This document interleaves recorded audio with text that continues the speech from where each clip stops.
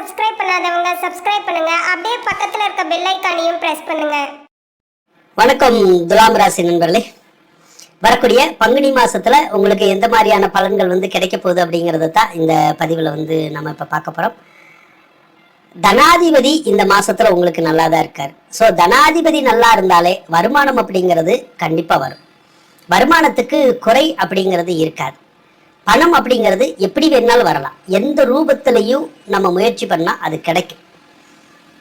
வர வேண்டிய பணமும் வரும். பேங்க்ல லோன் கேட்டாலும் கிடைக்கும், வெளியிடங்கள்ல கடன் கேட்டாலும் கிடைக்கும். நம்மளால சம்பாதிக்கவும் முடியும். என்ன சம்பாதிக்கிற பணங்கள் நோய்க்கோ கடனுக்கோ பகைக்கோ செலவாகலாம். நோய்க்குன்னா நமக்கும் நம்ம வீட்டில் யாருக்கோ நோய் நொடி வரலாம், அதனால கொஞ்சம் செலவாகலாம். கடனுக்கு அப்படின்னா ஏற்கனவே கடன் வாங்கியிருந்தா அந்த கடன் அடைப்போம். அந்த வாய்ப்புகளை இப்போ அந்த செவ்வாய் உங்களுக்கு நல்லா கொடுப்பாருங்க. அதுபோக உங்களுக்கு பாகிஸ்தானத்திலே குரு இருக்காரு. பாகிஸ்தானத்துல குரு இருக்கிற போது நீண்ட நாளா நினைச்ச காரியம் எல்லாம் இப்ப நடக்கும். பல காலம் நடந்திருக்காது, ஆனா இப்ப நடக்கும். கடந்த குருபெயர்ச்சியில இருந்தே பாருங்க, நம்ம சில யோகங்கள்லாம் உங்களுக்கு கிடைச்சிருந்திருக்கும். எதிர்பாராத நன்மைகள் கிடைச்சிருந்திருக்கும். என்ன வேலை கிடைக்கிற மாதிரி கிடைச்சிருக்கும், ஒரு சிலருக்கு அந்த வேலை நிலைச்சிருந்திருக்காது, மறுபடியும் மாறி இருந்திருப்போம். தொழில் இல்லாம ஒரு சிலர் கஷ்டப்பட்டிருப்பீங்க, தொழிலை கொடுத்துருக்கும், மறுபடியும் அந்த தொழிலை ஸ்டாப் பண்ற மாதிரி ஏதாவது வேலை அந்த குரு பகவான் பார்த்துருவாரு. ஆனா அந்த ஸ்டாப் பண்ற மாதிரியான வேலை பார்க்கறதுங்கிறது நிரந்தரம் கிடையாது. மறுபடியும் அதுல உங்களுக்கு ஒரு சாதகமான ஒரு சூழ்நிலையை தான் அந்த குரு பகவான் ஏற்படுத்தி கொடுப்பாரு. வெளிநாடு போறதுக்கு, படிக்கிறதுக்கு, வேலைக்கு நல்ல யோகம்தான். விசா வேணும், பிஆர் வேணும், கிடைக்குமான்னு கேட்டா கண்டிப்பா கிடைக்கும். அதனால வெளிநாடு சார்ந்த எந்த ஒரு வகையிலையும் நன்மை இருக்கும். உங்க அப்பாவுக்கு மட்டும் குரு ஜென்மத்துல இருக்கனால அலைச்சல் திருச்சல் இருக்கும். சிலர் வீட்டுல இருக்க மாட்டாங்க. ஏதாவது ஒரு வகையில வெளியே போறதுக்கான ஒரு வாய்ப்புகள் இருக்கும். அப்பா மட்டும், வேற தொந்தரவுகள் எதுவும் வராது குருனால. ஆனா குரு அதிர்ஷ்டத்தை கொடுக்கக்கூடிய ஒரு அமைப்புல தான் உங்களுக்கு இருக்காரு. 11ல கேது இருக்கு. அதுவுமே அதிர்ஷ்டத்தை தான் கொடுக்கும், நல்லதை தான் கொடுக்கும். நினைச்சு பார்க்காத வகையில நன்மைகள் எல்லாம் கொடுக்கும். நம்மளுடைய எதிராளிகளை நம்ம ஜெயிக்க வைக்கும், நம்மளை போராட வைக்கும் அவங்க கிட்ட இருந்து. அந்த போராட்டத்தின் முடிவுல நமக்கு வெற்றிகளை அந்த கேது பகவான் கண்டிப்பா கொடுப்பார். 6வது இடத்துல சூரியன் இருக்கிறது நன்மையான நன்மைதான். என்ன அப்பா உறவுக்காரவங்கனால நன்மை இருக்காது. அவங்கள பத்தி ஒரு நல்ல அபிப்பிராயம் ஏற்படாது, அல்லது அவங்களுக்கு ஏதாவது நோய் நொடி தாக்கங்கள் ஏற்படக்கூடிய ஒரு அமைப்பு இருக்கும்.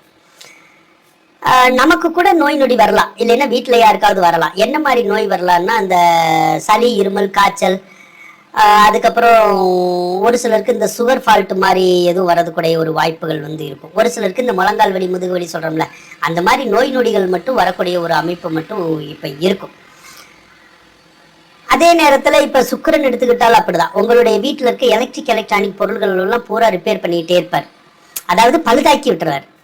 இப்ப ஃபேனா இருக்கட்டும், ஃப்ரிட்ஜா இருக்கட்டும், வாஷிங் மிஷினா இருக்கட்டும், குக்கரா இருக்கட்டும், மிக்சியா இருக்கட்டும், லேப்டாப், இப்படி எதுவா இருந்தாலும் சரி, செல்போனா இருந்தாலும் அதெல்லாம் பழுதுபடக்கூடிய ஒரு அமைப்பு இருக்கும். எவ்வளவு நாளைக்குன்னா மார்ச் 27 வரைக்கும் அந்த மாதிரி இருக்கும். மார்ச் 27க்கு அப்புறம் உங்களுக்கு நல்ல காலம் பிறக்கும். அப்ப அது வரைக்கும் நல்ல காலம் இல்லையானா சுக்கிரனால நல்ல காலம் இல்லை, அதுக்கப்புறம் சுக்கிரனால மட்டும் நல்லா இருக்கும். மற்ற கிரகங்கள்லாம் இப்பயும் உங்களுக்கு சரியா தான் இருக்கு.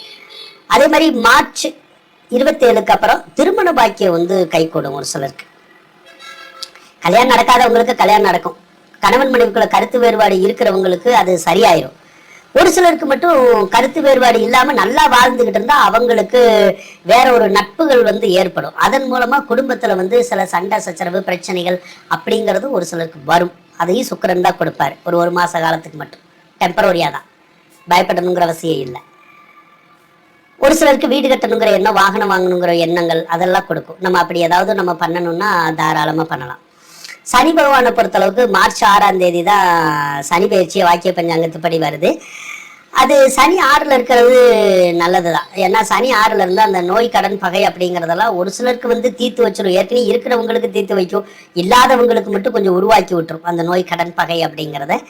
மிகப்பெரிய வேறு கெடுபலன்கள் ஏற்படக்கூடிய ஒரு அமைப்புகள் இல்லை. அதே மாதிரி 5ல செவ்வாய் இருக்கிறது, 5ல புதன் இருக்கிறதெல்லாம் புத்திர பாக்கியத்தை கொடுக்கும். ஒரு சிலருக்கு குழந்தை பேர் இல்லாதவங்களுக்கு குழந்தை பாக்கியம் கிடைக்கிறது கூட ஒரு அமைப்புகள் இருக்கும். ராகு 5வது இடத்துல இருக்கிறது மட்டும் குழந்தைகள் பிரிஞ்சு இருக்கிற மாதிரி வரும். ஒரு சிலருக்கு மட்டும் குழந்தை பாக்கியம் தாமதமாகலாம், ஒரு சிலருக்கு மட்டும். அதே மாதிரி பிள்ளைகள் படிக்கிறதுக்காகவோ வேலையின் காரணமாகவோ வெளியே எங்கேயாவது பிரிஞ்சு போகலாம். அப்படி இல்லைன்னா ஏதோ ஒரு பிள்ளைனால நம்ம வருத்தப்பட வேண்டியது வரும். ஏதோ ஒரு பிள்ளைக்கும் நமக்கும் கருத்து வேறுபாடுகள் கூட வரலாம். அந்த ஒரு விஷயம் கொஞ்சம் இருக்கதான் செய்யுது. ஆனா அத குருவனுடைய பார்வையில் இருக்கிறனால மிகப்பெரிய பிரச்சனையா உருவாகாது. ஓரளவுக்கு நமக்கு சாதகமான வழியில நிறைய பலன்கள் நடக்கக்கூடிய ஒரு அமைப்பு இருக்கதா செய்யுது. ஆக துளாராசிக்காரவங்களுக்கு இந்த பங்குனி மாசம் அப்படிங்கிறது ஒரு நல்ல மாசமா தான் இருக்க போகுது. வாழ்த்துக்கள். மேலும் தகவலுக்கு எங்க சேனலை மறக்காம சப்ஸ்கிரைப் பண்ணுங்க. நன்றி.